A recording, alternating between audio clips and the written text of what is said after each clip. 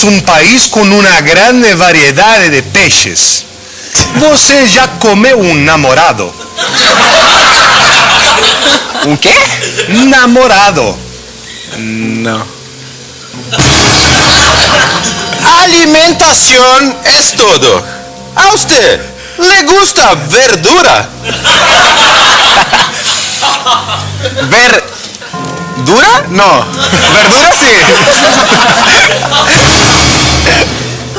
Quando se cambiou para el país, usted abriu sua poupança? Abrí minha poupança no Bradesco. En el fondo, usted tiene dificultades con la lengua brasileña. Con el idioma brasileiro. Usted se solta más Se quando suelta. tiene o Edmundo enfiado. Se suelta. Se suelta. Sí. No, el portuñol es solta. Pero con el Edmundo enfiado, ¿qué haces? Quando o Edmundo está enfiado é perigoso. Por isso eu prefiro jogar sozinho na frente. También sobre la lengua.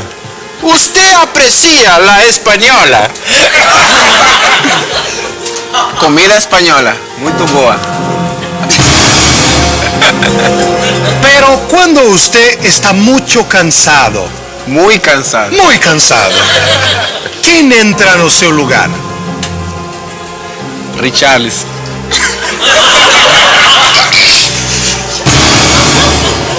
Los jugadores del Palmeiras sienten el dedo del técnico ¿El qué? Caio Júnior. ¿El quê? El dedo. El dedo. Quando ele fica nervoso, os jogadores sentem. Valdivia, si nosotros somos todos iguales, você é como eu e eu como você.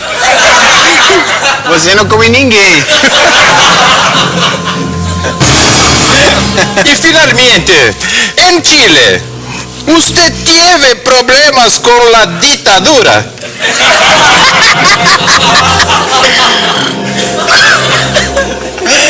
Com a ditadura. Ditadura não sei o que é. ¡Saludos! ¡Arriba! ¡La pelota en el fogonero!